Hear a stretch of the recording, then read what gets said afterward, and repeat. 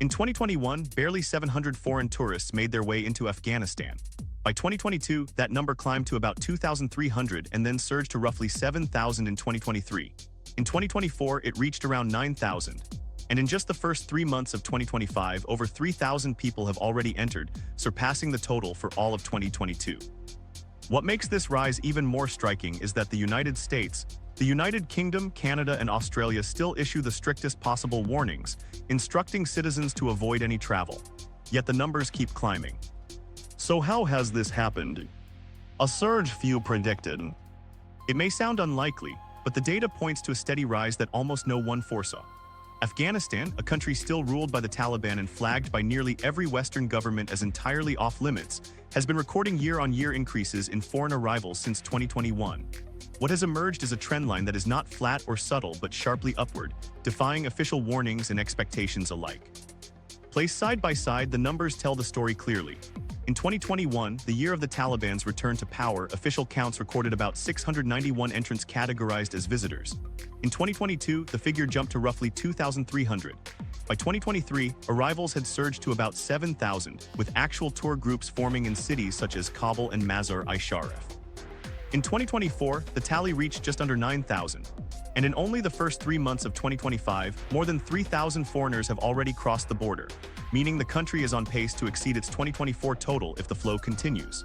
These figures are drawn from a mix of official tallies released by the Taliban's National Statistics and Information Authority and counts reported by independent outlets. Definitions vary. Some arrivals counted as visitors are in Afghanistan for study or work as well as tourism. Still, the direction of growth is consistent across all sources. The fact that early 2025 totals have already surpassed every month of 2022 combined explains why analysts have been caught off guard. Most assumed that severe travel advisories, coupled with Afghanistan's ongoing instability, would keep numbers flat at best. Instead, the movement accelerated. Even media organizations that track risky destinations now place Afghanistan in a different category from other conflict-affected countries. Syria, Yemen, and Libya remain frozen at much lower inflows, while Afghanistan is registering repeated annual growth. Compared against those cases, Afghanistan's trajectory seems less like an anomaly and more like a new pattern taking shape. The persistence of official warnings only underlines the puzzle. Governments in Washington, London, Ottawa, and Canberra have kept their advisories locked at the maximum level since 2021.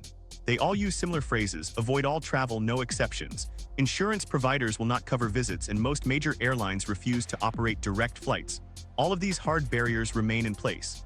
Yet on the ground, loopholes have opened. Regional carriers from Central Asia and the Gulf now fly small but steady routes to Kabul and Herat. Local entrepreneurs have launched guest houses and mini hostels with English signage, while tour guides operate using Telegram and WhatsApp to link adventurous travelers into groups. This patchwork infrastructure is not large, but it creates the basic conditions for outsiders to arrive without relying on closed networks of aid or diplomacy.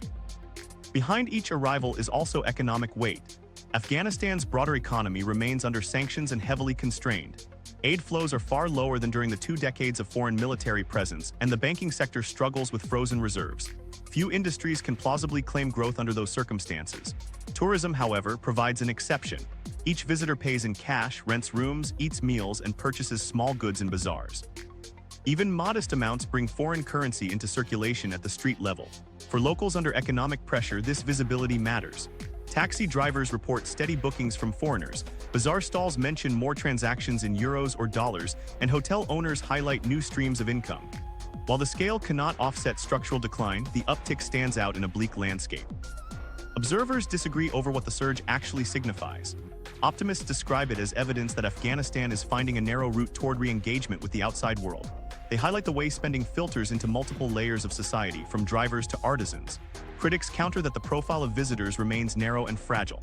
Most are not traditional tourists or family travelers, but rather small bands of predominantly young men motivated by risk and distinction. They treat the trip as a form of self-branding rather than leisure. That reality casts doubt on long-term viability. A single major incident, an arrest, an attack, or a kidnapping could reverse momentum instantly. Even those who analyze tourism in unstable states note how one event can wipe out years of growth. Another layer is the question of perception. For decades, Afghanistan was defined to outsiders through images of soldiers, NGOs, and journalists. Today, new footage circulates online. Backpackers exploring market stalls, foreign travelers posing before historic mosques, hikers walking in valleys that were once fought over. Whether or not this constitutes mass tourism is beside the point. Symbolically, the presence of any travelers portrays a society that is less sealed than headlines suggest. It forces governments still promoting total isolation to reconcile that outsiders are entering in increasing numbers, even if against advice. What complicates the picture further is that tourism growth is not evenly distributed. Travelers cluster around certain nodes: Kabul, Bamiyan, Mazar-i-Sharif, and Herat. Infrastructure elsewhere remains sparse and roads are perilous. Meanwhile, the strict social controls of the Taliban remain unchanged, with particular restrictions on Afghan women's access to public spaces. The paradox is that a foreigner with time and resources can enter areas off-limits to local citizens, which shapes the experience and raises ethical questions about travel under such conditions. Taken together, the surge is both a data trend and a cultural moment. The raw counts, rising year after year despite travel advisories, demonstrate that interest exists, but the reasons behind it go beyond infrastructure or economics. They are tied to perceptions of danger, rarity, and reputation. These less tangible forces help explain why individuals knowingly enter a country their own governments tell them to avoid. And understanding those motivations is essential to making sense of Afghanistan's transformation into what some are now calling the most unlikely travel destination of the decade. That shift brings us to the next layer of the puzzle. What exactly drives people to gamble on traveling where almost nobody else will? The allure of the forbiddens. For many of the foreigners who choose Afghanistan, the pull lies in its aura as a forbidden space. Ordinary holidays to Barcelona, Bali, or Buenos Aires are easy to access and highly documented. Afghanistan stands apart as something off-limits, and that sense of prohibition adds rarity value. The fact that governments warn their citizens not to go turns the journey into a signal of boldness. For travelers chasing experiences outside the norm, Afghanistan becomes less a destination and more a psychological marker, a way of asserting that their travels carry risk and defiance. Modern travel culture amplifies this dynamic through visibility online. Social platforms reward novelty, pushing unusual content to larger audiences. Because of this, Afghanistan has become a backdrop that few others can replicate. A single clip of someone exploring Kabul's bazaars or standing at the cliffside niches where the Buddhas of Bamiyan once stood carries far more impact than yet another beach panorama. Reporting in international outlets has noted that influencer postings from the country are one of the main forces feeding demand. Travelers arriving with cameras are not simply there to see, they are also producing a digital performance that reaches millions. The phenomenon has bred what might be called risk-driven influencers. These individuals build their reputations by narrating every stage of their trips: checkpoints, guest houses, meals, and landscapes. Their audiences follow along precisely because each scene feels unpredictable and unpolished. A short video of a drive on the highway to Jalalabad can accumulate views not for the scenery, but because of the unspoken question of whether a sudden problem might erupt. Viewers latch onto that tension, and the creator benefits from audience growth, sponsorships, and recognition. Many openly state that posting clips from such journeys is central to expanding their followings, blending travel into career strategy. That external attention is matched by internal motivation. For visitors, returning home with memories of Afghanistan delivers storytelling leverage. At a dinner party, someone describing Rome or Bangkok might be met with polite acknowledgement. A traveler who casually mentions spending weeks under Taliban authority will spark questions. Details about how they managed security checks, how locals responded, or how restrictions shaped their routine all become compelling conversation. In this way, the trip serves as social currency. It grants status within one's circles by associating the traveler with bravery, resourcefulness, or nonconformity. Adrenaline also plays a defining role. Many describe a sharpened awareness when moving through Afghan streets, watching surroundings more carefully, mapping escape routes mentally, and reacting to unexpected obstacles. That charged environment, uncomfortable for some, is the appeal for others. Eating a meal in a crowded bazaar feels more vivid when one knows the situation could shift abruptly. Hiking cliffs carries more weight when uncertainty hovers in the background. In these accounts, risk is not an unfortunate side effect. It is the heart of the attraction, the element that transforms standard travel into an experience marked by intensity. The dangers involved are impossible to ignore. Travel advisories highlight threats ranging from surveillance to kidnapping. Incidents of detentions and harassment surface regularly through embassy bulletins. Tourists often know these risks before departing, and the warnings become part of their preparations. They carry the understanding that the thrill they seek cannot be separated from potential harm. This is why so many describe their journeys afterward not as restful but as demanding, even exhausting. They measure the trip not by comfort, but by how they confronted uncertainty. Decisions to accept such stakes vary. Some content creators calculate that even a single trip might yield months of high-performing posts. Others, including former soldiers who served during earlier conflicts, explain it as a way to find closure facing landscapes tied to their past. Among both types, justifications usually revolve around probability. If multiple travelers produce vlogs showing uneventful yet colorful journeys, then perhaps the danger is overstated. Each new set of uploads normalizes the idea that risk is manageable, encouraging the next wave of visitors. Even so, stories from travelers reveal how fragile that calculation remains. Crossing checkpoints often brings minutes of tense silence while documents are reviewed. Photography restrictions sometimes trigger sudden orders or confrontations. Visitors describe being trailed by armed personnel or watched with suspicion during routine movements. Every ordinary encounter carries the possibility of escalation. Many say this instability is exactly what brands the trip as different. Routine activities are performed against a backdrop of power exercised by unpredictable authorities. Rather than discouraging some travelers, that atmosphere frames Afghanistan as the ultimate testing ground. Unique geography and unfamiliar traditions combine with the persistent awareness of control. Visitors know they cannot simply melt into the background as they might elsewhere. They interpret this as proof of authenticity, a lived experience distinct from any curated holiday package. Among communities of travelers who prize endurance, Afghanistan symbolizes a proving ground. Online forums circulate itineraries and guides not in the tone of caution, but as mentorship. The act of going itself confers a kind of rank within these circles. The contrast with daily life intensifies this appeal. For many coming from orderly environments in Europe or North America, where regulations dictate even small details, Afghanistan's volatility is transformative. The lack of predictable structures shocks routine into disarray. This rupture allows travelers to return home with stories framed not as leisure but as personal transformation. The place functions as a canvas onto which they project narratives of resilience and adaptation. However, the very element that excites some travelers is what unsettles critics. Academics studying this trend, as well as many Afghan voices, raise ethical concerns. They argue that foreign visits risk turning a deeply repressive context into spectacle, especially when tourists highlight adventure while overlooking the fact that Afghan women are excluded from large areas of public life. To them, vlogs and travelogues risk normalizing a regime that systematically restricts half its people. This tension, in which guests enjoy access denied to locals, is a central paradox that shadows any assessment of this tourism surge. Despite these concerns, the symbolic pull of prohibition continues to function almost like reverse marketing. Official restrictions, meant to deter signal value for those who interpret forbiddenness as proof of authenticity. For them, the ban itself becomes the invitation. Each delay at a checkpoint, each unexpected barrier, is recast into a story of resilience to share with global audiences back home. The attention economy amplifies those stories, binding fear and fascination into a single package that spreads further online. This dynamic explains much of the individual psychology behind recent arrivals. Yet travelers do not operate alone. Their presence is quietly facilitated by structures on the ground, regulations selectively loosened, guest houses operating openly, and transport links kept running despite advisories. These measures are not accidental. They reflect choices made by those who govern Afghanistan today, choices that suggest the surge in visitors is more than just a spontaneous trend.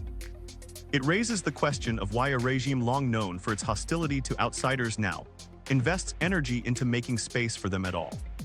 The Taliban's hidden calculation. For years, the Taliban's public image was defined by rejection rather than reception.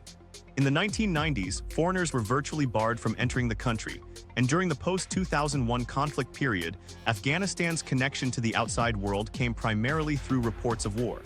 But starting in 2022, a noticeable shift occurred.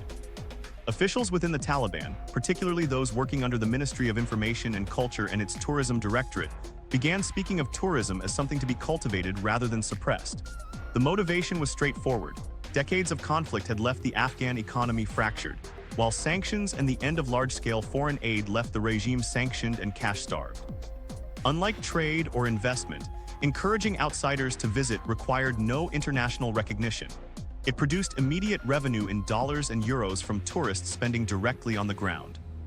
The policy shift soon became visible in practical terms.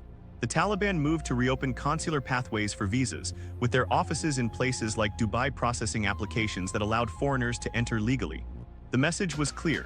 What had once been an inaccessible destination could now be reached through official channels. Around the same time, flight connections into Kabul grew more reliable. Airlines operating out of regional hubs such as Dubai and Istanbul offered scheduled services, creating functional routes for travelers from abroad. For the first time in years, Afghanistan was not just symbolically open but logistically reachable, with visas in hand and a plane ticket connecting adventurous visitors to Kabul's airport under Taliban supervision. Against this backdrop, the Taliban authorized local agencies to market guided tour. Groups of young entrepreneurs positioned themselves online with English-language websites promising structured itineraries through Kabul, Bamiyan, Herat, and Mazar-i-Sharif. With explicit approval from the Ministry of Information and Culture, these packages highlighted recognizable heritage sites: Herat's centuries-old Friday Mosque, the valleys where the Buddhas of Bamiyan once stood, and trekking routes across the Hindu Kush. Some agencies advertised Taliban-provided escorts at checkpoints, intended to ease foreign concerns over safety and to signal official endorsement. What might appear at first as grassroots tourism was, in reality, increasingly structured within Taliban oversight. Meanwhile, the movement's media arms began creating promotional materials styled to resemble tourism ads. Videos emerged with promises of Afghan warmth and hospitality, crafted in stark contrast to the militarized images that long dominated portrayals of the country. The effort coincided with a larger push to recast Afghanistan online, showing not just conflict but markets, mosques, and natural landscapes where foreign visitors could be seen smiling among locals. The symbolism mattered. For a group that once closed itself off from outsiders, this shift presented something like an institutional rebranding effort, designed both for economic value and political optics. What made the approach distinctive was its modesty. The Taliban did not attempt to build luxury hotels or vast resorts. Instead, they leaned on smaller, lower-cost measures. Guest houses were encouraged to host foreigners. Local businesses were given discreet clearance to operate tour under official oversight.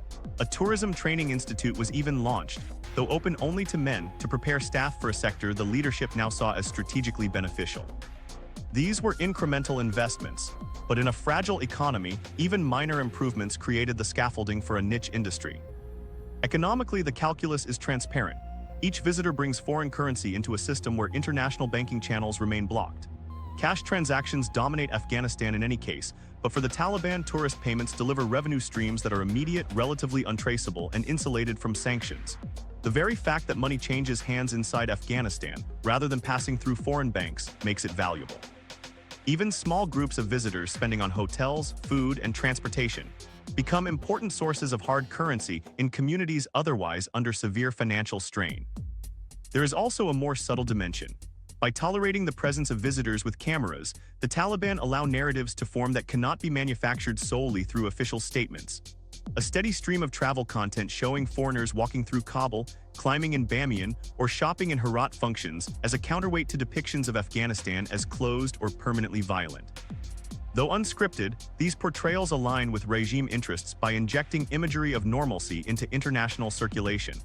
In many cases, the tourists themselves become informal ambassadors, posting from places long absent from mainstream tourism feeds. This is, however, a calculated risk. Not all visitors reinforce the message the Taliban wish to promote. Foreign travelers upload without censorship, which means restrictions, poverty, and repression can also appear in their footage. There have been documented cases where enthusiasm was curtailed abruptly by state action. A foreign tourist arrested in 2022 was held for nearly 2 years before release in 2024. In early 2025, a British couple in their 70s was detained in Kabul and released only after sustained diplomatic pressure. These examples highlight the conditional nature of Taliban hospitality. Access is granted, but it comes with an unspoken reminder. Visitors remain under constant scrutiny, and their freedom is never guaranteed. Despite these incidents, the broader campaign proceeds. Hotels are nudged towards standards that can accommodate international guests. Transport services have been promoted to connect sites of potential interest. Even internet infrastructure has been selectively supported to ensure travelers maintain connectivity, which ironically amplifies the very social media content that publicizes both the journeys and the Taliban's tolerance of them. These are not sweeping reforms, but rather fine-tuned adjustments targeted at particular needs. They reflect a regime operating with extremely limited resources but pursuing deliberate outcomes. The political return is as important as the monetary one. Analysts note that each foreign account of safe passage through the country creates a small contradiction to the narrative of unrelenting repression. A YouTube video of a traveler sipping tea in a Kabul cafe or an Instagram post from Bandi Amir Lake spreads further than any ministry announcement. The Taliban have understood this dynamic. They do not have to speak as loudly when the content of outsiders circulates organically. What is presented as private storytelling becomes, from the perspective of the regime, a low-cost package of soft power. The tourist is the messenger, but the state is the silent beneficiary. This measured opening illustrates the Taliban's pragmatic streak. Tourism is not embraced because of ideological change, but because it provides rare channels of survival. Sanctions, limited trade, and frozen reserves leave few viable alternatives. Visitors with hard currency constitute one of the only ways to generate revenue independent of global recognition. At the same time, each visitor represents a potential instrument for shaping perception abroad.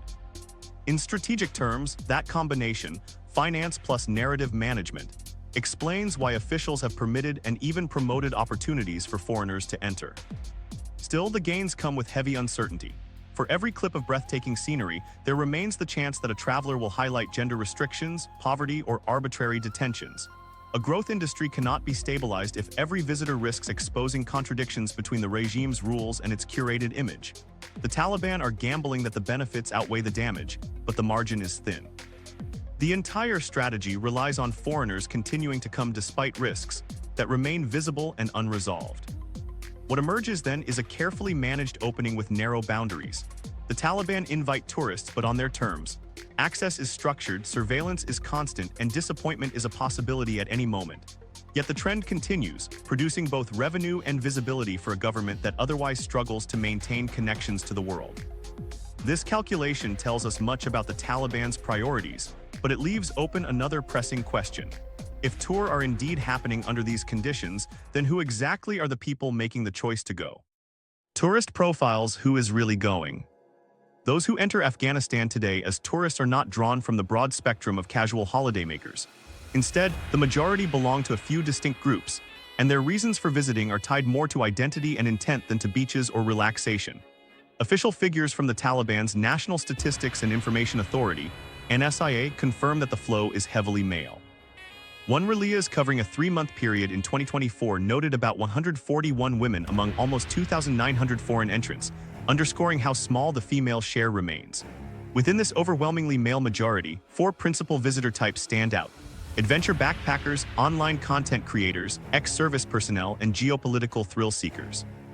Each approaches Afghanistan differently, but all share a willingness to navigate costs, restrictions, and risks that deter mainstream travelers. Adventure backpackers form the first and most visible category. These are individuals who already move at the edge of structured tourism, often traveling for months through the Middle East and Central Asia with light gear and improvised plans. When their routes bring them close to Afghanistan, some see entry as the ultimate challenge.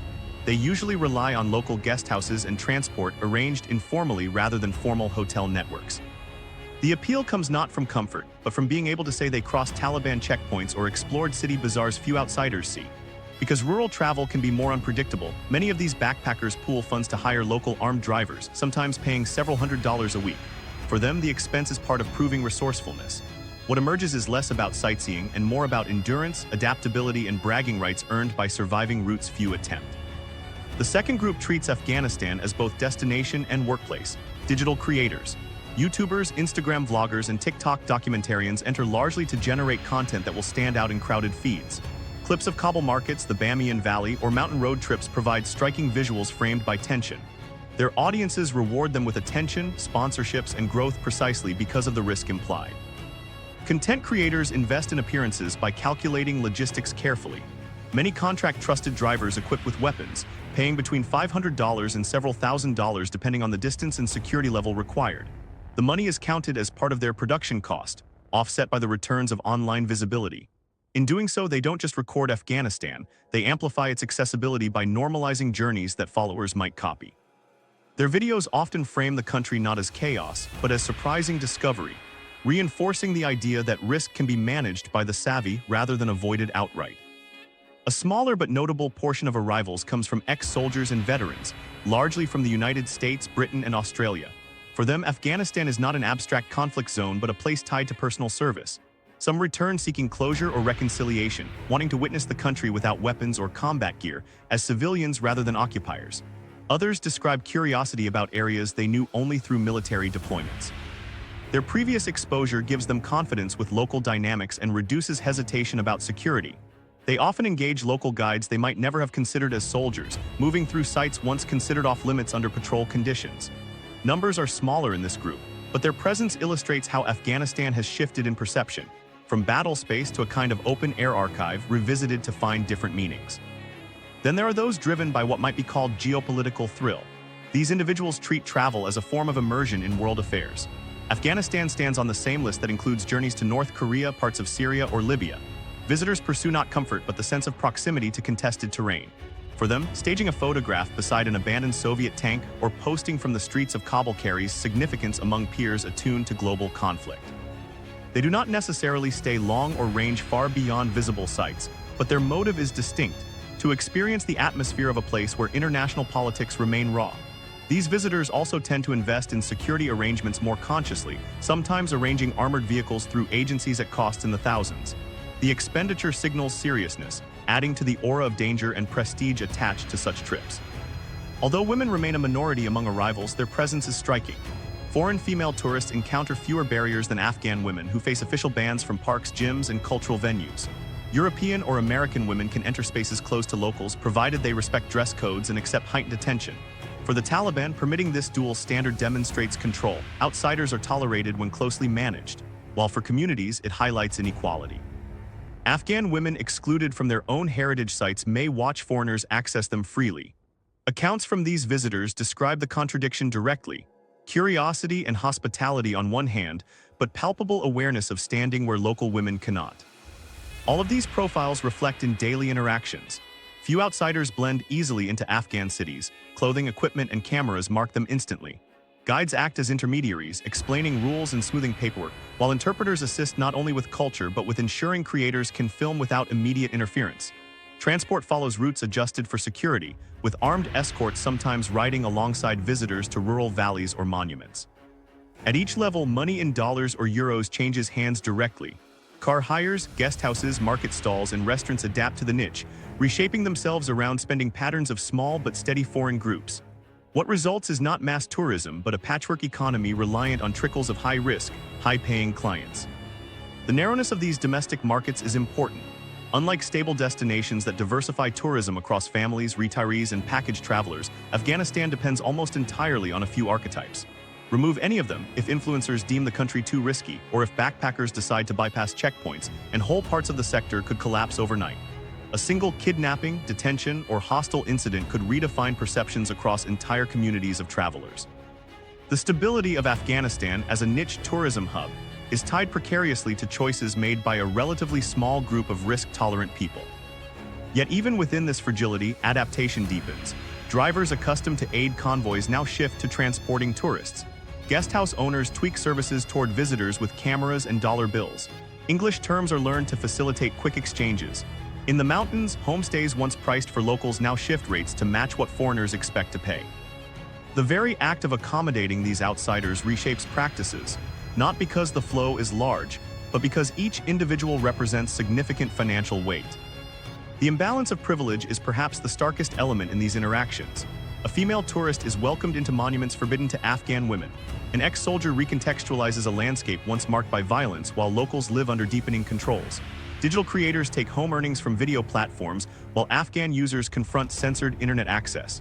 Each group of travelers benefits from flexibilities denied to Afghans themselves. The Taliban tolerate this contrast not from openness but from calculation, weighing revenue and image management against ideological consistency. Visitors operate in a space of exception, enjoying permissions that are simultaneously unavailable to citizens. By early 2025, these archetypes, backpackers, digital creators, ex-service veterans, and thrill-seekers, have become consistent enough to constitute a pattern, not a passing phase. Their arrivals, though modest in total numbers, carry outsized significance for both foreign perception and local income.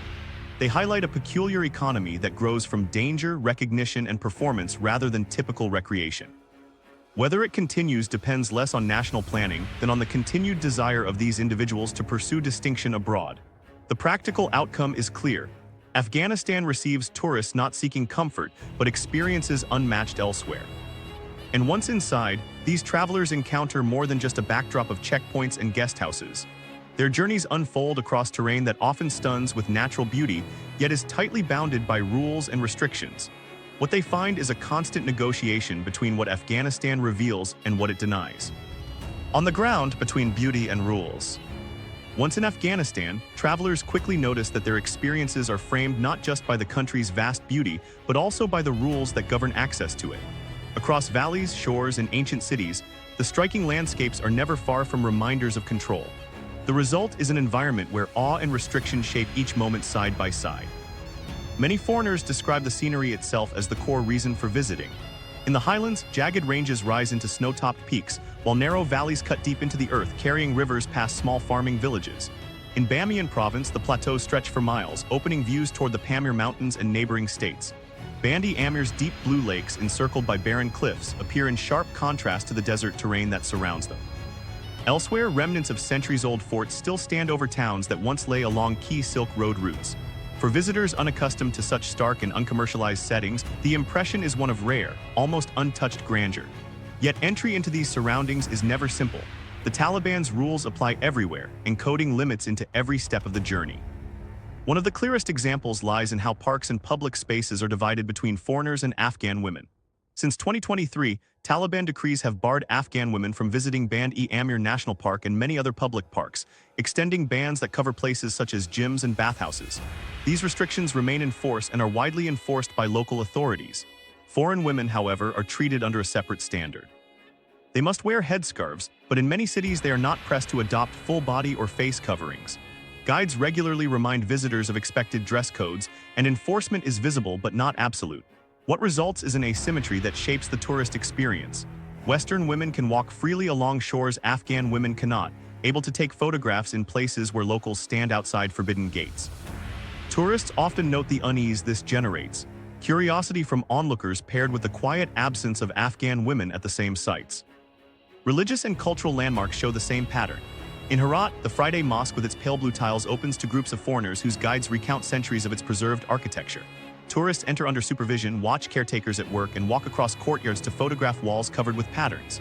But Afghan women remain excluded unless under rare, special permissions. Foreign men and women, present for a day, can move about more freely than citizens who live nearby. For locals, the mosque is part of life but bounded by strict rules. For tourists, it becomes an emblem of culture they can access without the same constraints. Everyday routines reinforce these contrasts.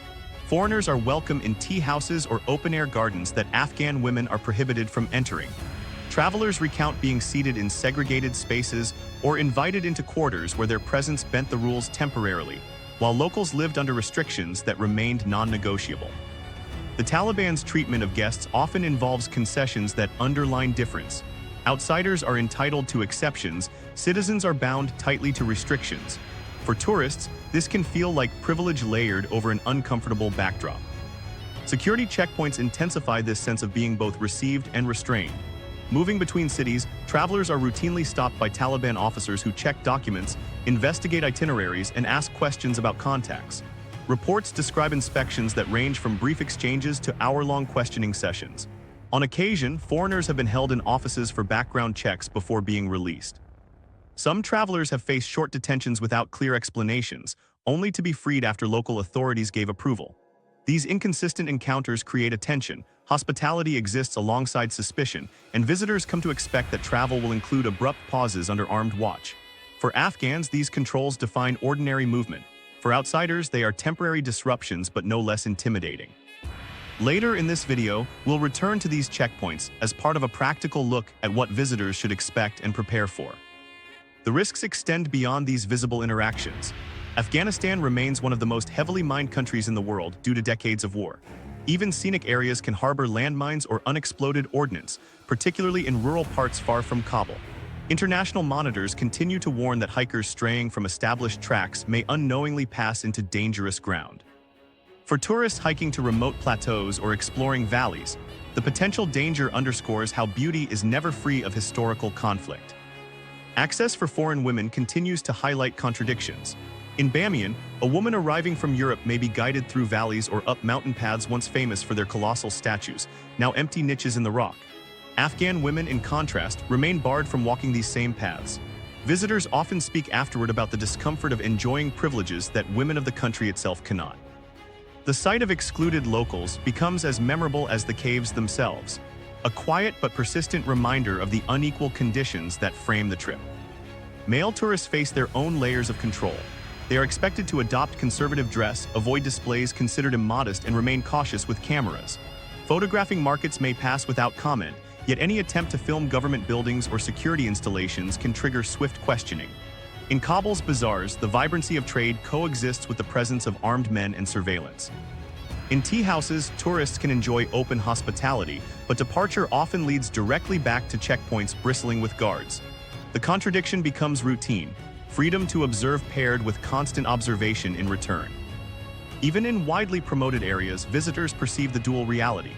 In Bamiyan, the towering cliff niches once filled with the giant Buddhas stand as some of Afghanistan's most famous landmarks. Tourists view the scars of destruction, enter small museums to see fragments, and gaze out over valleys once celebrated by Silk Road travelers. Locals, however, live daily within rules that emphasize exclusion, not access. For Afghan women, beauty nearby is rendered unreachable.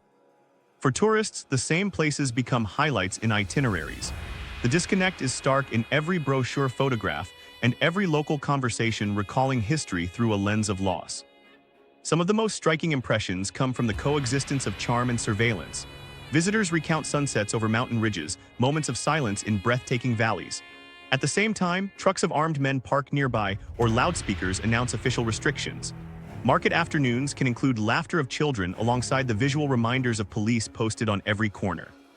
For travelers who came in search of difference, the sense of duality, beauty framed by overt control, ends up shaping the deepest memories.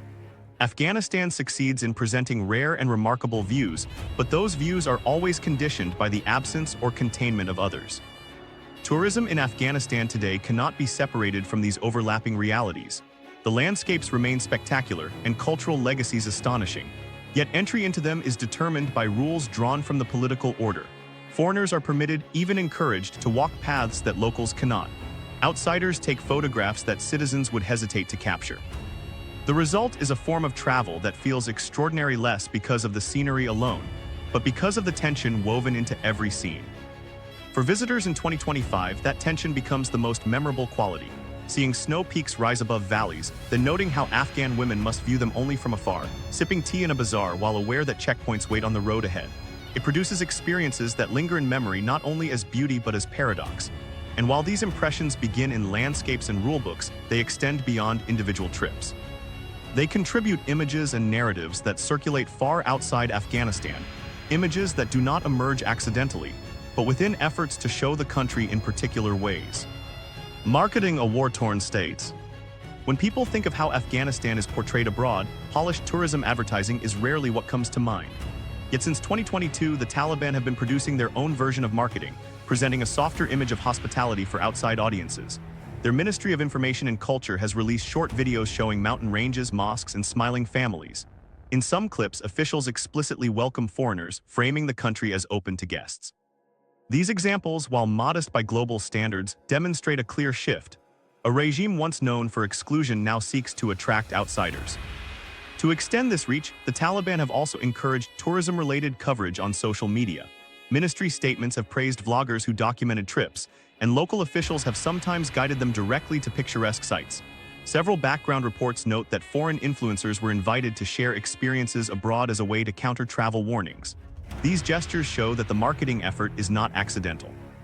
Even without formal global recognition, Afghanistan's rulers have identified digital promotion as one of the few tools available to reshape opinion. Much of this involves controlling what visitors see. Rather than letting outsiders roam freely, the Taliban arrange curated programs for journalists, bloggers, and influencers. Groups are shown ancient mosques, bazaars, valleys, and cultural landmarks chosen for safety and vibrancy, while areas marked by repression or poverty remain off-limits. The strategy is not subtle, but it is effective. The curated access produces compelling images designed to dominate perception abroad. For audiences far from Kabul, these images can easily overshadow any knowledge of restrictions left unseen. We will look at what travelers are shown and what they are not as this narrative unfolds. Within these supervised environments, hospitality is elevated as the central theme. Visitors are encouraged to film tea ceremonies in courtyards, capture vendors laughing in bazaars, or take photographs of serene landscapes. These moments, selected and amplified, circulate widely, reinforcing the image of warmth and welcome. Strikingly absent are the scenes underlining the realities of repression. Afghan women blocked from public parks, police at checkpoints, or families struggling with poverty. Instead, the content suggests Afghanistan as a hidden treasure waiting to be discovered, a place that combines heritage and untouched scenery. The omissions are deliberate, and they reframe the environment into a story aligned with government interests.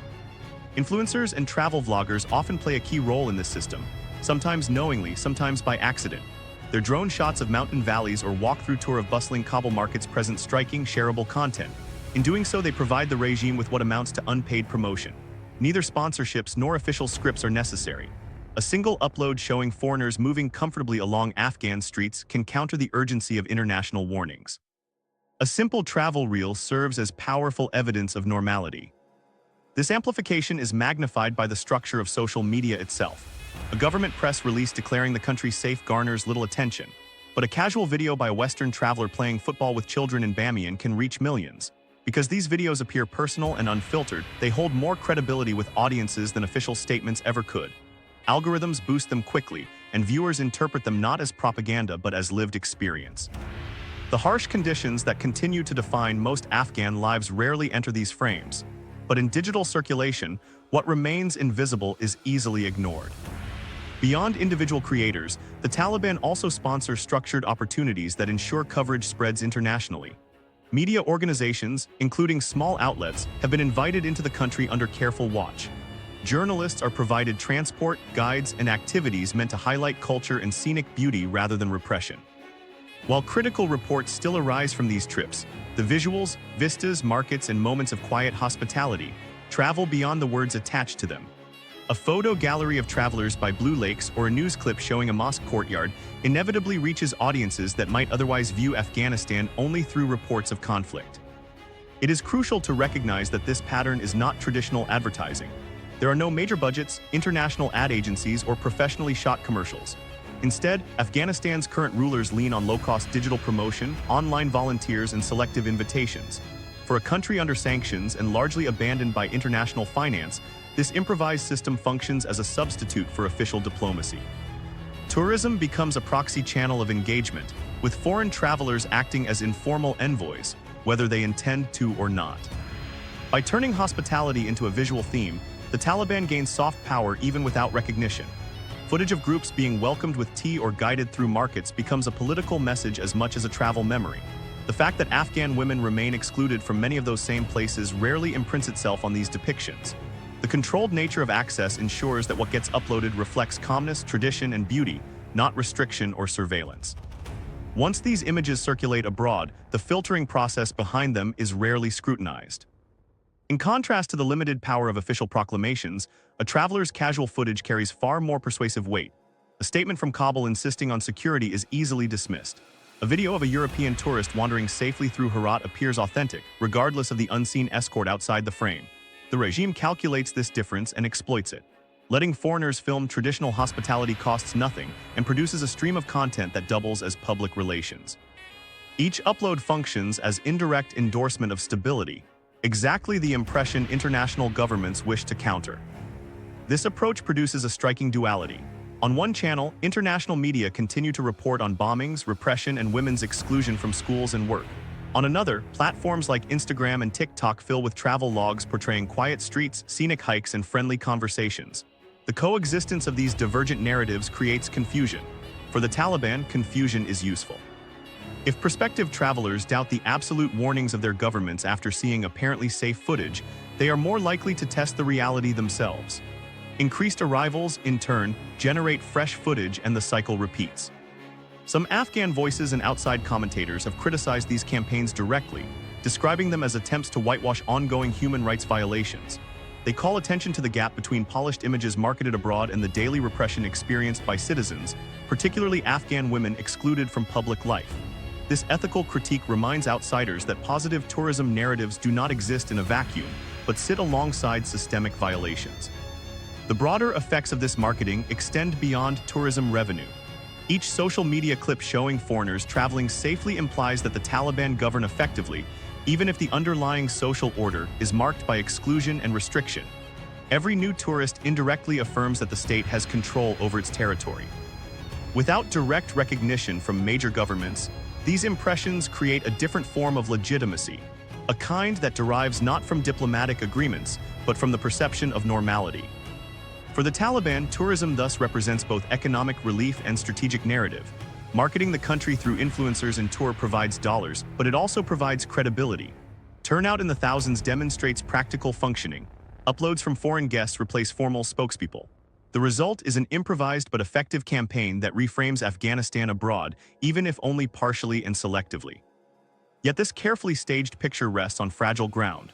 The reliance on curated narratives and influencer content can obscure realities only so long as nothing intrudes violently on the illusion. Incidents that cut against the marketed story can reach audiences just as quickly as staged images.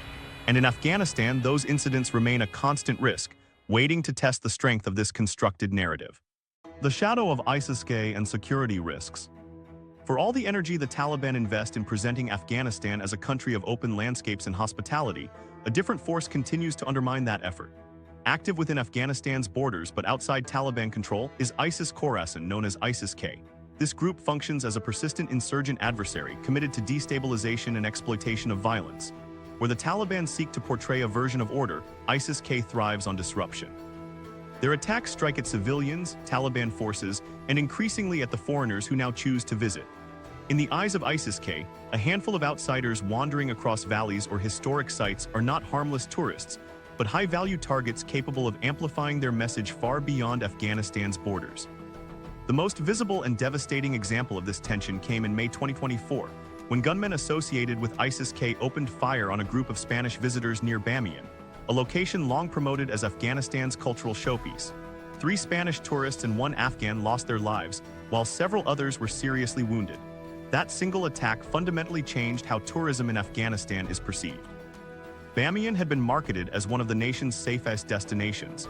Its heritage and stunning natural surroundings were intended to symbolize Afghanistan's readiness for cautious re-engagement with foreigners. Instead, the killings demonstrated how fragile those assurances were. A site once seen as proof of security became a showcase of insecurity. This was not an isolated event. Accounts from recent years describe kidnappings of foreigners, sometimes resolved quickly, sometimes resolved only after lengthy negotiations. Motivations vary. In some cases, ransom proves the goal, in others it is the propaganda value of detaining outsiders in contested space. For ISIS-K, the calculation is straightforward. Attacking or capturing a foreign traveler produces international headlines immediately, magnifying their presence on the global stage. Each incident, regardless of the number of victims, undermines Taliban claims of protection. The Taliban may present themselves as guardians of stability, but every successful strike by ISIS-K illustrates that their reach is incomplete. Even with these risks on record, tourists keep entering the country. Many approach danger in mathematical terms, assuming that the chance of being caught in an attack is statistically low compared with the larger number of visitors who leave safely. They also rely on the presence of guides who have connections to Taliban officials, with the belief that such links lower exposure to harm. Some argue that ISIS-K's operations are concentrated in particular hotspots, meaning that avoidance of these areas makes travel manageable. Yet such reasoning faces an obvious challenge. ISIS-K thrives on unpredictability. Attack location and timing are rarely signaled in advance. To assume patterns of safety carries as much risk as venturing without precautions at all. For tour operators, managing these risks is central to their survival. They respond with practical measures rather than elaborate guarantees. Routes are revised regularly to steer clear of recent attack sites. Curfews are common, forcing travelers to remain indoors after dark. Tourists are urged to dress modestly and avoid displays of wealth or technology that might single them out for attention. Guides communicate constantly with local Taliban officials about road status and checkpoint security. Still, the process is shaped by an unspoken contradiction. Protection exists, but it is never absolute. A Taliban checkpoint may offer reassurance in one place, while in another, militants are preparing an ambush. The oscillation between perceived calm and ever-possible danger is what defines most visitors' accounts of movement through Afghanistan. Many visitors adopt additional layers of defense by hiring armed drivers or escorts. Local drivers with weapons can be contracted for a few $100s per week, a cost considered reasonable among young backpackers or digital creators who prioritize flexibility. For higher-end arrangements, including multiple armed guards or armored vehicles brought from Kabul, prices rise into the thousands of dollars each week, an expense shouldered typically by media teams or wealthier travelers. These arrangements reveal both the lure and fragility of Afghan tourism. Outsiders are aware enough of dangers to pay heavily for defense, Yet the very need for such measures confirms that security depends on constant negotiation rather than certainty. ISIS-K's capacity, while hard to measure numerically, is substantial enough to shape the country's overall risk environment. Their attacks have struck not only foreign visitors, but also large civilian gatherings, religious events, and educational institutions. This breadth demonstrates a willingness to hit unexpected targets, undermining any blanket claim of safety. For tourists, this reality matters even more than isolated examples. Walking through a crowded bazaar or watching a festival performance can feel like a privileged cultural experience, but the background awareness that public spaces have been attacked in the past introduces a constant unease. Conversations with guides and the sight of surveillance at mosques or markets remind travelers of why protocols exist. The threat is not hypothetical, it is grounded in repeated acts of violence. The Taliban's broader image campaign is inevitably weakened whenever ISIS-K strikes foreign guests. Tourism is designed to show that Taliban governance equals security. Each foreign death or kidnapping alters the script. It reinforces to international audiences that control is contested, that authority has limits, and that visitors remain exposed. Western governments treat every incident as reinforcement of their maximum-level advisories. That dynamic intensifies isolation rather than reduces it, undoing much of the public relations effort invested in attracting visitors. For ISIS-K, undermining tourism also delivers key strategic returns. Striking foreigners damages Taliban credibility, killing or kidnapping them pressures foreign governments, halting tourist arrivals cuts short potential financial inflows that might otherwise stabilize local communities. In this sense, tourism has become one of several battlefronts in Afghanistan's ongoing conflict, a stage where authority and opposition perform before global audiences. Tourists, willingly or not, become central figures within that performance, used by state and insurgent actors alike to prove contrasting points. Yet against this backdrop, a segment of travelers continues to accept the gamble. These visitors often describe themselves as risk-tolerant by nature. They want the rare and the forbidden, and exposure to uncertainty becomes a critical part of the narrative they take home. The memory of Bamiyan 2024 lingers, but future visitors rationalize it as an aberration.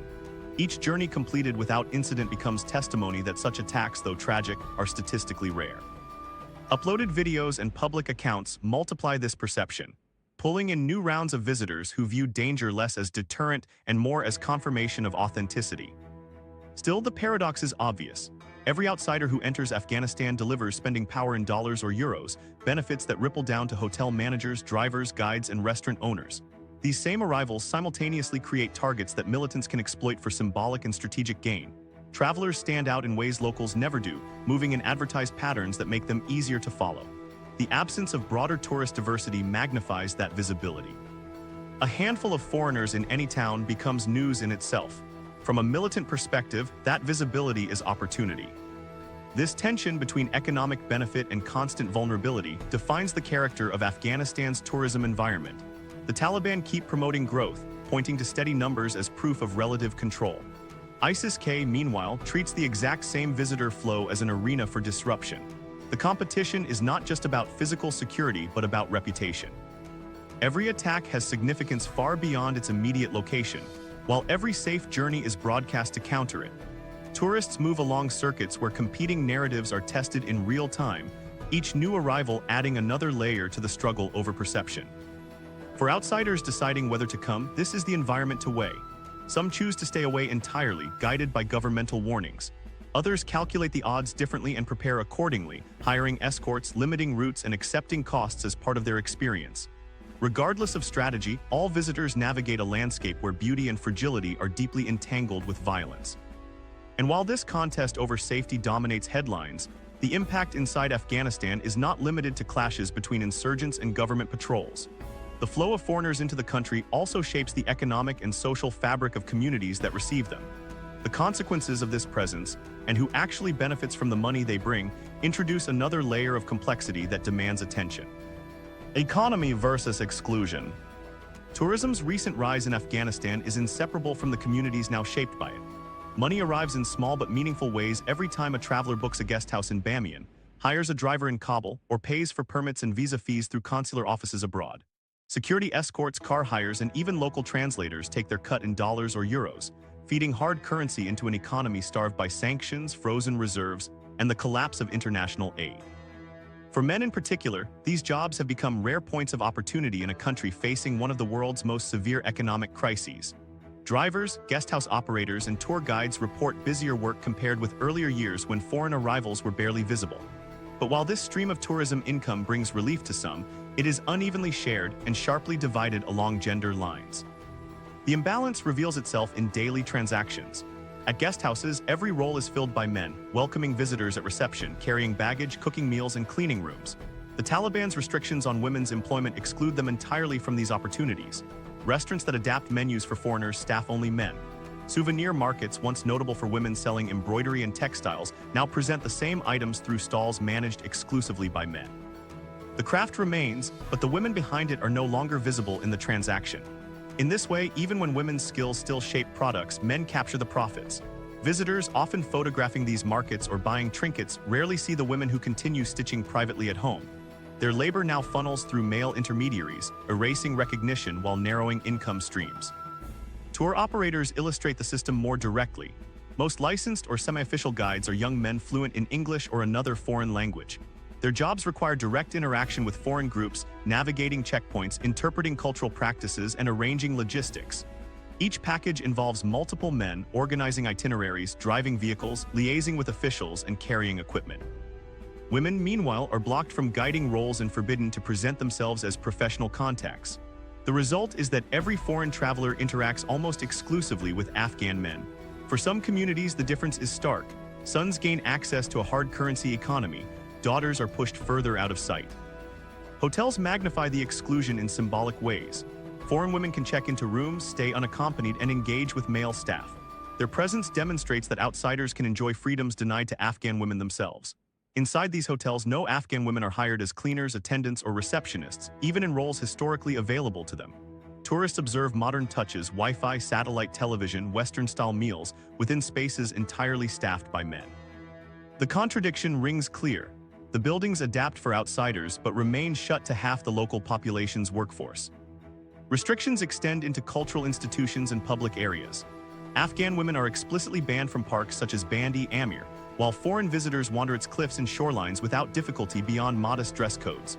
European or American women can take photographs in areas where Afghan women are turned back by patrols. This paradox is visible, not hidden. Tourists walk paths known to locals as forbidden for their own families. Accounts of these scenes often highlight the silence on the Afghan side, where women observe landscapes only from outside gates. Tourism thrives in these places precisely because others are excluded, creating painful contrasts between what is celebrated as openness for outsiders and what remains closed within Afghan daily life. Dining also draws attention to the divide. Restaurants oriented toward tourism will seat foreign men and women together, serving meals in spaces cleared of local restrictions. Afghan women, however, are absent, barred from entering the same venues that host visitors. Staff are entirely male, sometimes curious at the sight of a traveling woman uncovered but never matched by female colleagues. In effect, tourists step into small bubbles of hospitality carved out specifically for them, bubbles inaccessible to much of Afghan society. For travelers, these meals may feel ordinary. For locals, they represent clear inequality. The money circulating within the system is concrete and immediate. Foreigners often pay in cash dollars, bypassing the weakened Afghan currency. Visa applications processed through Taliban-run consular posts, such as those in Dubai, collect fees in hard currency. Security escorts for road trips command significant payments, reaching hundreds or thousands of dollars for multi-day arrangements. Guest houses charge rates unimaginable for local families but sustainable as long as outsiders arrive. Each of these transactions puts cash in the hands of men, guides, drivers, officials, hostel owners, while leaving women excluded not only from participation but also from influence over family income. In interviews cited by international reporters, drivers and guesthouse operators describe noticing steady bookings linked to tourists, especially around Kabul and Bamiyan. For them, foreigners provide work otherwise absent within a struggling economy. But with Taliban decrees banning Afghan women from most forms of employment and public presence, that same flow becomes unavailable to their wives, sisters, or daughters. Women who once studied foreign languages or trained in hospitality have seen those pathways vanish, despite foreign travelers wishing to hear their perspectives. For half of the population, tourism offers no escape from economic isolation. This exclusion has consequences in households as well as communities. Jobs with access to tourist income reinforce men's status as sole breadwinners. In a context where sanctions and poverty already tighten resources, men controlling connections to foreigners gain new leverage in decisions. Women, barred by policy from comparable roles, lose bargaining power, even when their private craftwork supports the goods being sold at bazaars. What results is not only the absence of opportunity, but a deepening of dependency. Tourism shifts household economies toward men, further marginalizing women's roles and voices. Taliban officials frame the surge of arrivals as evidence of stability and national strength, yet what is visible on the ground contradicts that narrative. For some men, tourism is indeed an opening. Work as translators, transport providers, or hoteliers provides modest relief after years of joblessness. For women, no such opening exists. They are treated as invisible within a sector that markets hospitality to foreign guests. This imbalance is structural, intentionally reinforced by policy. Tourism delivers cash inflows but directs them narrowly through channels the government controls, without altering the strict boundaries on women's economic and social participation. Craft and cultural production further highlight how growth under repression erases origins. Hand-sewn embroidery, woven rugs, or jewelry still appear in souvenir shelves arranged for tourists, but women creators cannot meet customers face-to-face. In many cases, products are praised as authentic Afghan work, yet the women behind them remain hidden, their compensation diluted by male middlemen. Tourists may proudly display items abroad without ever knowing how distant the women who stitched them were from the transaction. The goods themselves conceal exclusion by becoming symbols of culture divorced from the maker's actual conditions. The paradox shapes perception among travelers as well. For foreign visitors, Afghan hospitality often feels warm and personal.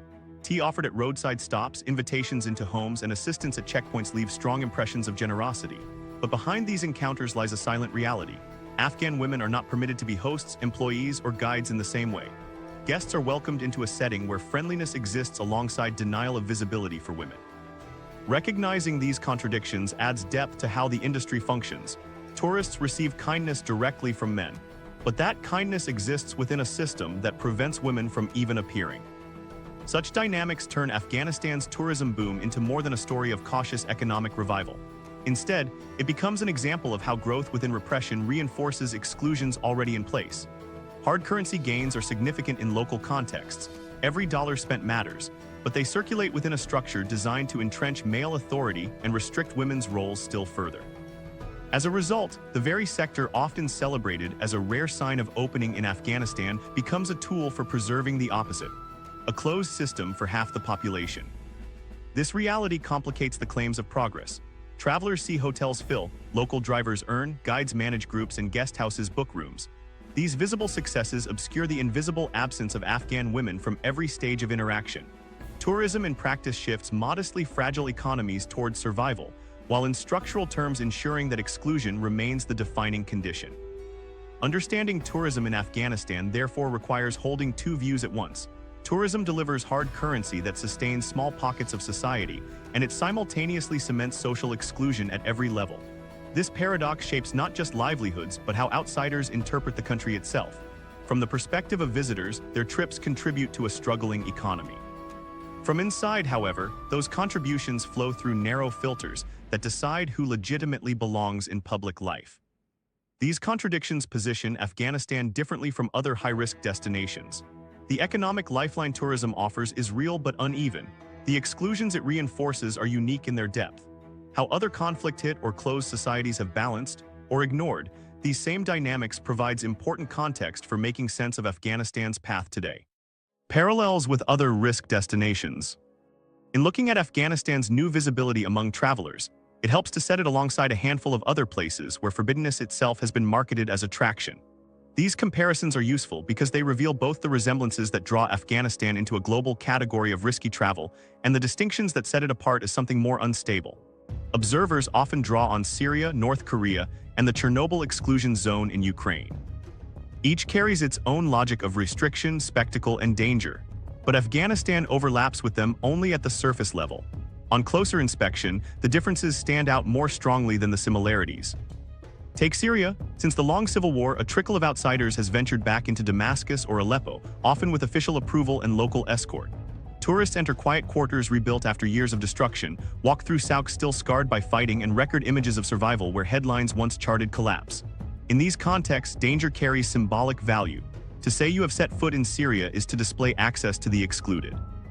Yet Syria under government control maintains zones of stability that guide the experience. Patrols, checkpoints, and state-authorized guides enforce rules that keep visitor numbers small but repeatable. Afghanistan, by contrast, offers none of this predictability. Its front lines shift quickly, and groups like ISIS-K continue disrupting quiet areas. Where Syria markets controlled resilience, Afghanistan confronts visitors with volatility. North Korea represents another point of comparison, though almost as a mirror opposite. Travel there is rare and orchestrated. From the moment tourists land in Pyongyang, state handlers monitor each step, guide each photograph, and block access to unsanctioned scenes. Visitors move in groups with virtually no autonomy. The entire experience is curated theater. Afghanistan looks open in contrast. Foreigners hire their own guides, arrange travel between provinces, and often interact casually with local communities. This freedom appeals to travelers who dislike scripted experiences, yet the openness brings heightened exposure. No ministry guarantees safety, and rules vary between checkpoints. In North Korea, predictability is created by coercion. In Afghanistan, exposure is created by its absence. The comparison reveals not just different systems, but fundamentally different balances between control and risk. Then there is Chernobyl, one of the most famous dark tourism sites outside a war zone. For decades, visitors have walked empty schools and apartment blocks frozen since the 1980s. The danger there is radiation, measured, quantified, and managed by guides carrying dosimeters. The risk is environmental, not political. Afghanistan offers its own version of haunting visuals. Bamiyan's empty niches where giant Buddhas once stood, mountain lakes ringed by desert cliffs, or streets decorated with Taliban flags. Images from both sites attract online audiences drawn to spectacle. But while a trip through Chernobyl has carefully defined boundaries, a journey across Afghanistan unfolds unpredictably. Its hazard lies in insurgent violence or sudden shifts in policy. The difference is stark. One risk is scientific and monitored, the other human and volatile. Seen side by side, the comparisons can be distilled quickly. Syria shows how fragile stability still enables steady tourism, while Afghanistan lacks meaningful guarantee. North Korea demonstrates fully scripted travel, while Afghanistan offers unscripted movement amid fluid hazards.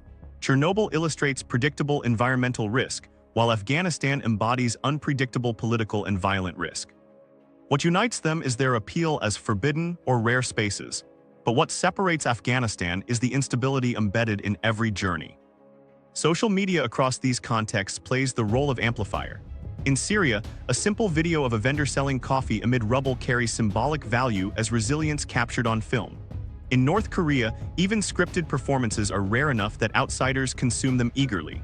At Chernobyl, drone shots of abandoned towers feed the algorithm because they look cinematic. And Afghanistan sits within this same ecosystem. Ordinary meals, routine walks, or simple journeys appear extraordinary when framed against a backdrop marked by Taliban rule and insurgent threats. For visitors driven by digital attention, peril translates directly into value. Platforms reward the more unusual image, and Afghanistan currently supplies some of the rarest backdrops available. But the sharpest difference lies in the instability under the surface. North Korea's rigid tour repeat year after year with little change. Syria's regime holds core areas firmly, allowing planners to forecast visitor safety with partial confidence. Chernobyl's radiation will last for centuries, making the hazard measurable even as conflict reshapes the region. Afghanistan, by contrast, provides no reliable baseline.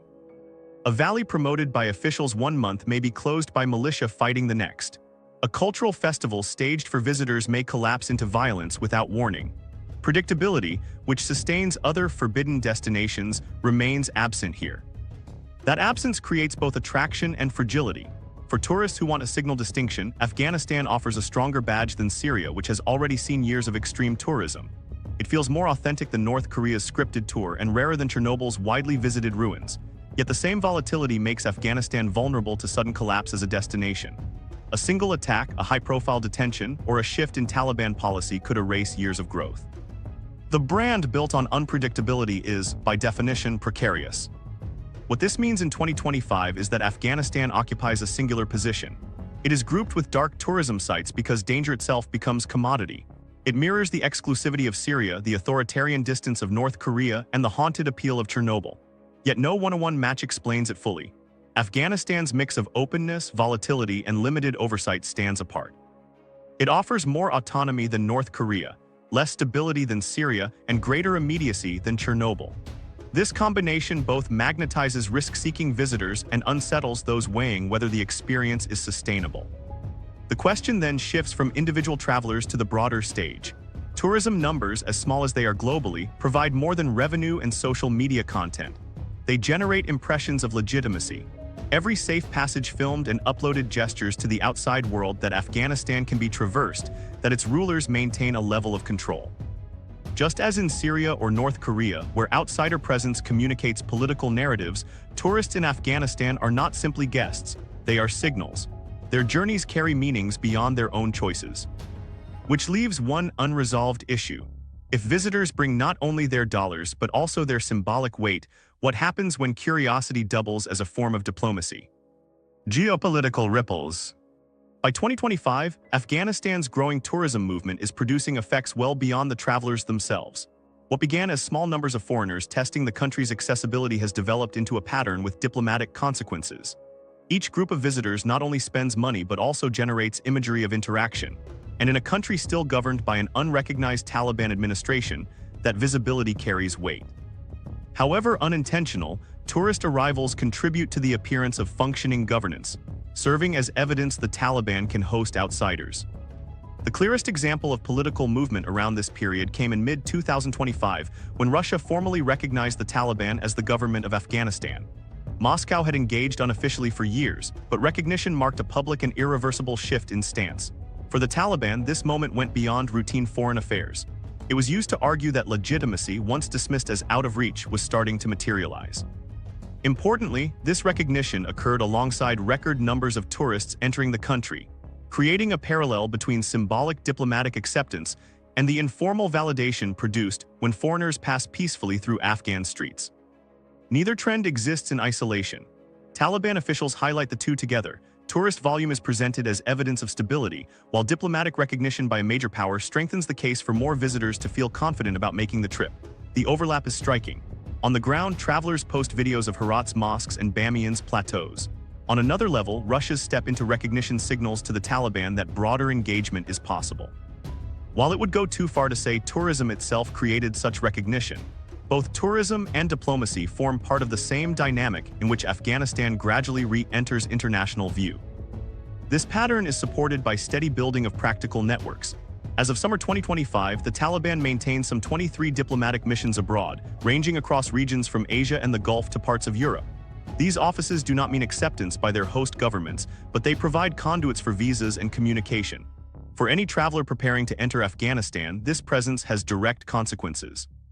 It is through such missions that visas are issued, offering outsiders a process that, however bureaucratic, resembles normal diplomacy. For the Taliban, every printed visa can be shown domestically as confirmation that the outside world is engaging with them. Ambiguity is built into this process. Many states hosting these Taliban offices stop short of recognition yet allow activity to proceed for practical reasons. This arrangement benefits both sides. Host governments avoid the political cost of endorsing Taliban rule, and the Taliban showcase visible links to world capitals. For tourists, the effect is simple. They obtain travel documents that enable their movement. But at the symbolic level, every stamp becomes another instance of external contact, another building block that gradually shifts perception away from isolation. This shift does not soften the fact that Afghanistan remains under severe restrictions from much of the West. Western governments, above all the United States and European Union members, continue to reject recognition and maintain the highest levels of travel advisories. They warn citizens explicitly not to enter, citing kidnapping, terrorism, and repression. Travel advisories further underline that consular protection inside Afghanistan is essentially unavailable. With embassies closed, Western governments cannot guarantee help for their nationals if an arrest, medical emergency, or insurgent attack occurs. For prospective visitors, this means journeys are taken entirely at their own risk, without the institutional support foreigners might expect elsewhere. Despite these warnings, the Taliban turn every outsider's visit into a narrative of capacity. Officials link hospitality for tourists to arguments that they are fit to govern. Tourist groups moving without major incident are presented as proof that the administration ensures stability. The logic reflects an age-old standard for state legitimacy, that governments demonstrate authority not only by ruling citizens but also by protecting guests. In press statements and interviews, Taliban representatives present safe tourism as an accomplishment, positioning it alongside resumed diplomatic contacts as evidence their administration functions like a normal state. For their part, international governments are caught in a complicated balance. They continue to denounce repression, particularly of women, and highlight abuses carried out under Taliban authority. Yet interactions persist on practical levels. Airlines maintain flights to Kabul via regional partners, consulates abroad process paperwork, and foreigners keep arriving with or without official approval. These everyday contacts are not official recognition, but they are not irrelevance either. Each one demonstrates a degree of engagement. Cumulatively, they shift perception, making claims of total isolation harder to sustain. Tourism's role here is not to replace official diplomacy but to interact with it. Russia's recognition was driven by strategic interests as much as symbolic signals, from countering Western influence to managing relations with Central Asia. Gulf states weigh their calculations in terms of regional security. China approaches Afghanistan in light of border stability and resource access. These motives would exist even if tourists were absent. But the steady arrival of outsiders strengthens the Taliban's narrative. When governments weigh whether engagement is tenable, the fact that foreigners already cross the country without major breakdowns contributes to the impression of stability. The effect shows in related sectors. Regional airlines experiment with service because demand exists. Insurance providers debate whether to restore partial coverage on the basis of tourist movement. Small businesses outside Afghanistan observe an opening to build ties, justified by practical necessity rather than ideology. Every such step demonstrates why tourism matters beyond its narrow financial returns. By providing visibility, it gives justification for further contacts, and each added contact builds toward an environment in which de facto recognition of reality edges closer. This process remains uneven and contested. Western leaders insist authoritarian restrictions imposed by the Taliban disqualify Afghanistan from acceptance into the international system. Human rights groups argue that photo-friendly tourists cannot obscure violations against Afghan women deprived of education or work. Yet even in this critical atmosphere, everyday exchanges accumulate. The Taliban emphasize this accumulation, reminding both domestic and foreign audiences that foreigners keep passing through, often broadcasting positive experiences worldwide. For a government craving legitimacy, this normalization through fragments is an asset. The paradox is impossible to ignore. Afghanistan in 2025 remains the scene of repression, insurgency, and isolation. At the same time, it is linked through airports, consular desks, and traveler videos to an international conversation that portrays it as a place that can be visited under Taliban control. The result is a dual world. Western states rejecting recognition on paper, while visitors' presence highlights contact in practice. As Russia's recognition shows, the barrier to engagement has already been broken. With 23 missions in operation abroad and thousands of tourists entering across a single year, the Taliban articulate the case that recognition is less about if than about when. Whether that argument persuades the world remains to be seen. But every visitor and every consular interaction increases the perception that Afghanistan no longer stands completely outside global systems. These ripples in geopolitics underscore how tourism functions less as a conventional industry and more as a signal within broader currents. Visitors bring dollars, but more importantly, they carry an imprint of Afghanistan as governable space. Diplomatic missions add structure, recognition adds weight, and tourism supplies constant imagery of interaction. Combined, these elements suggest a slow but visible shift in Afghanistan's position on the international stage. And yet the shifts taking place abroad do not erase the contrast within Afghanistan itself. The same arrivals that bolster the Taliban's image unfold against an internal landscape still gripped by exclusion, conflict, and restriction. It leaves open a difficult conclusion. Afghanistan's new visibility to the world is shaped at once by its beauty and by the realities that limit life for its own people. Afghanistan's tourism surge in 2025 encapsulates a stark contradiction. Visitors bring hard currency and global attention, but the same Taliban system that permits them also excludes Afghan women from public life and cannot guarantee consistent protection against ISIS-K or other threats. Beauty and repression exist side by side, shaping every arrival. The most reliable fact is clear. Since 2021, visitor numbers have risen sharply, even as Western governments still issue maximum-level travel advisories against all travel. Whether this growth is sustainable, equitable, or ethical remains unresolved. What do you think? Do the risks and restrictions outweigh the appeal? Share your thoughts below.